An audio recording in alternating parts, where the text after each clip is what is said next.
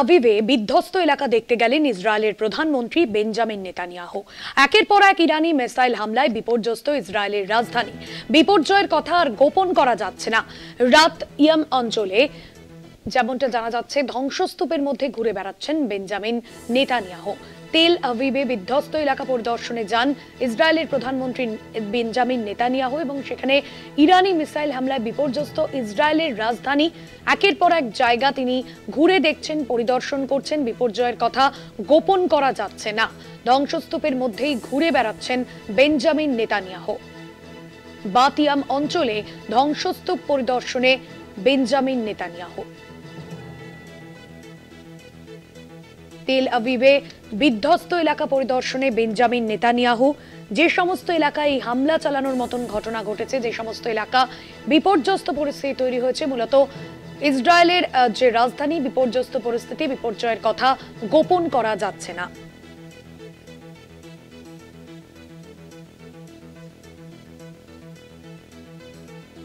বাতিয়াম অঞ্চলে পরিদর্শন প্রধানমন্ত্রী বেঞ্জামিন নেতানিয়াহুর। তেল আভিভে বিধ্বস্ত এলাকা পরিদর্শন করেন নেতানিয়াহু।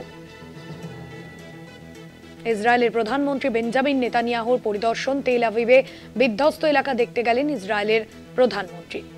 বিপর্যয়ের কথা গোপন করা যাচ্ছে না। নিউজরুম থেকে রয়েছেন আমাদের পলিটিক্যাল এডিটর আশিস চট্টোপাধ্যায়। আশিস দা, বিভিন্ন জায়গায় মূলত পরিদর্শনে গেলেন ইসরায়েলের প্রধানমন্ত্রী নেতানিয়াহু। তেল আভিভের যে বিধ্বস্ত এলাকা, মূলত কি বললেন পরিস্থিতি পর্যবেক্ষণ করে তিনি?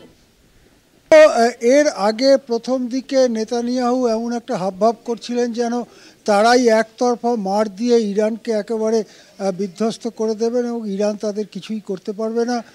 এবং এটা সত্যি যে প্রথম যে অপ্রত্যাশিত আঘাত ইসরায়েল হেনেছিল এবং যেখানে ইরানের সামরিক কর্তারা নিহত হয়েছিলেন, ইরানের শীর্ষ বিজ্ঞানীরা নিহত হয়েছিলেন, সেটা এতটাই অপ্রত্যাশিত ছিল যে ইরান সেভাবে প্রস্তুত ছিল না। কিন্তু তারপরে কয়েক ঘন্টার মধ্যেই আয়াতোল্লাহ খোমেনি যখন ডাক দেন ইরানিদের পাল্টা মারের জন্য, তখন ইরানের সেনাবাহিনী কয়েক ঘন্টার মধ্যে নিজেদের প্রস্তুত করে ফেলে এবং তারপরে একটার পর একটা ঢেউয়ের মতো মিসাইল হামলা, ড্রোন হামলা হতে থাকে ইসরায়েলের দিকে। ইসরায়েলের যে বিখ্যাত আয়রন ডোম যেটাকে বলা হয়, যে আয়রন ডোম ভেদ করে নাকি অন্য দেশের মিসাইল বা ড্রোন ঢুকতে পারে না, সেই আয়রন ড্রোনে বড় সড়ো ছেদা তৈরি করে সেখানে ঢুকে যেতে থাকে ইরানের মিসাইল।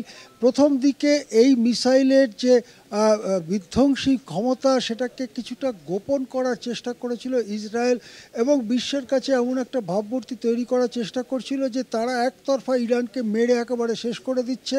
কিন্তু এখন আর বিপর্যয়কে লুকিয়ে রাখা যাচ্ছে না এবং এতটাই বিধ্বস্ত, এতটাই বিপর্যস্ত খোদ রাজধানী তেল আভিভ, ইসরায়েলের রাজধানী তেল আভিভ সহ বিভিন্ন এলাকা যে এবারে প্রধানমন্ত্রী নেতানিয়াহুকে বিপর্যস্ত এলাকায় ঘুরে বেড়াতে হচ্ছে, তাকে পরিদর্শনে যেতে হচ্ছে এবং সেখানকার বাসিন্দাদের ক্ষোভ নিরসন করতে হচ্ছে।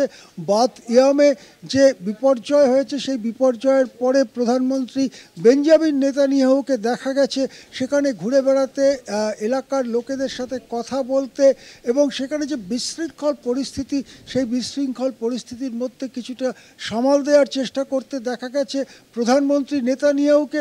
এর থেকে বোঝা যাচ্ছে যে ইসরায়েলের অন্দরের অবস্থাটাও বেশ সঙ্গীন এবং কতদিন ধরে এই পরিস্থিতি ইসরায়েল সহ্য করতে পারে ছোট্ট দেশ হিসেবে, সেটাই এখন দেখার।